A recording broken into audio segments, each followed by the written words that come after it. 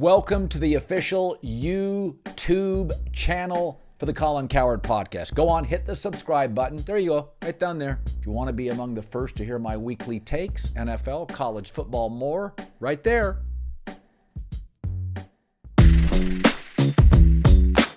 Immediate reaction. If you wonder why the NFL is king on television, 27-20 tonight was a great example. Decided by that much. A toe decides the game. Listen, Baltimore was outplayed for big chunks of this thing and almost tied it. They almost certainly would have gone for two in the win, and that's why Baltimore is so dangerous. You know,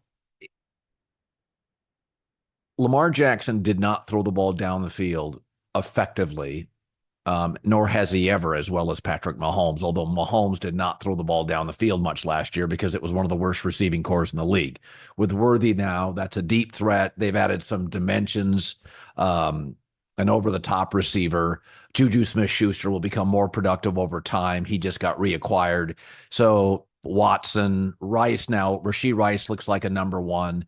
Worthy's going to be a gadget guy early. I don't think he's a heavy volume guy, a 9-10 catch guy, but he adds an element they didn't have. He's an over-the-top playmaker.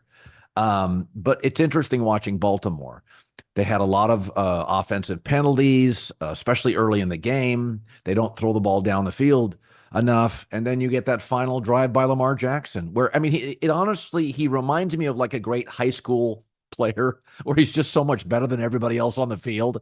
He's like a high school football game and there's one D1 prospect and it's the quarterback and he's just running around making all these plays happen. Lamar Jackson makes other great pro football players look slow and unathletic. And that's why I'll always defend him. He's not Mahomes. And Peyton Manning probably wasn't Brady. And Mickelson wasn't Tiger Woods and Barkley wasn't MJ. Lamar Jackson is so productive. He cares so much. Now, I thought my one real negative with Lamar Jackson, you can't get hit that many times. I'm sorry, you can't last 17 games in the regular season, 2 or 3 playoff games playing like that. Lamar's lost weight. He's thinner, and he took a beating tonight. Now, I think this game means so much to Lamar. He's not going to slide. He's not going to run out of bounds against Kansas City. So I don't think Lamar is going to play like this sort of physical football game on average, but he took a beating tonight. And that Kansas City defense is fast and physical. That you have to reduce. You can't play like that. But I will defend Lamar to the very end. He is such a remarkable player.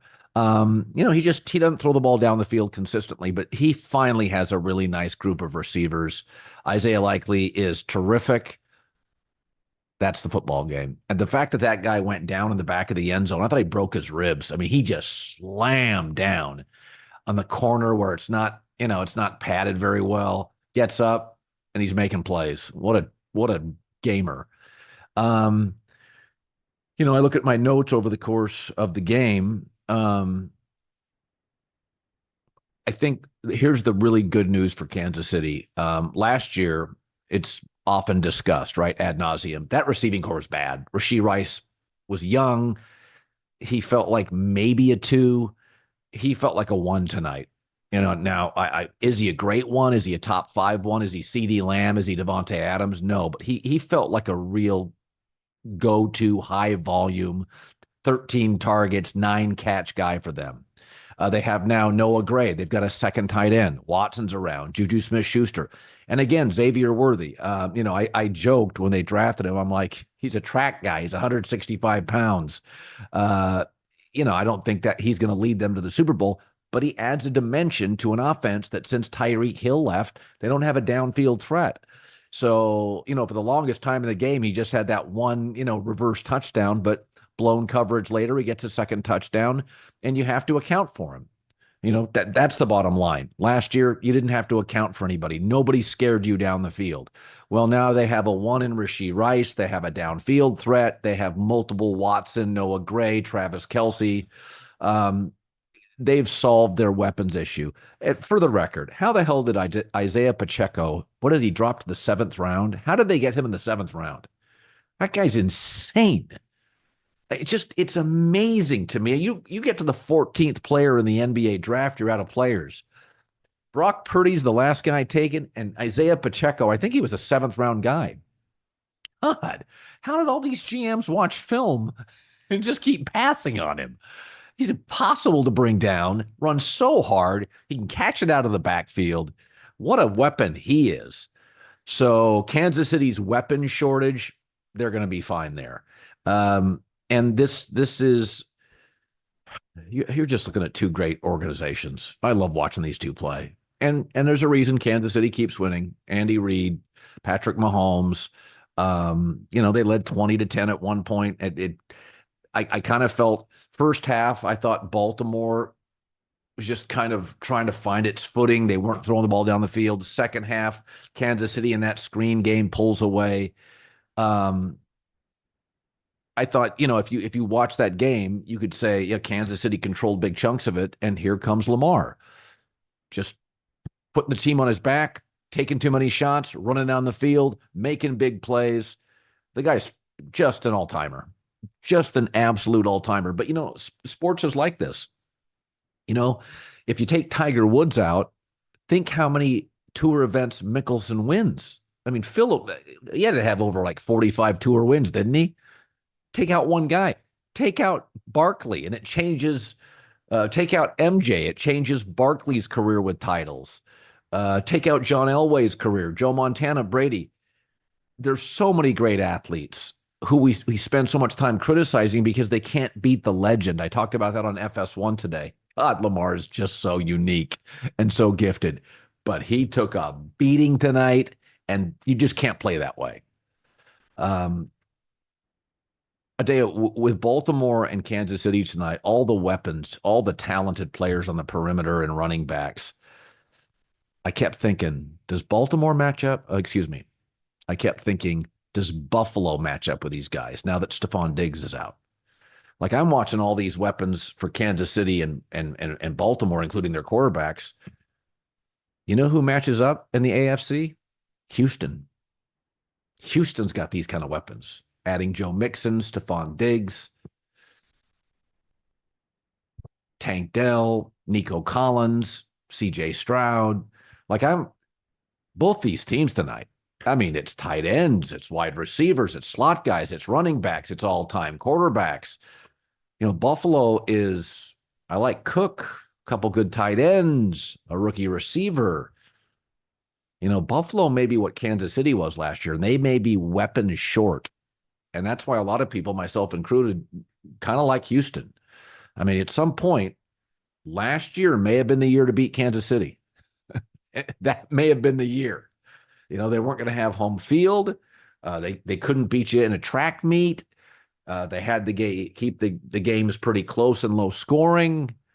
Now this team's back to, again, this is Worthy's first game. What's Xavier Worthy going to do in week 8 through 13? Week 10 through 17.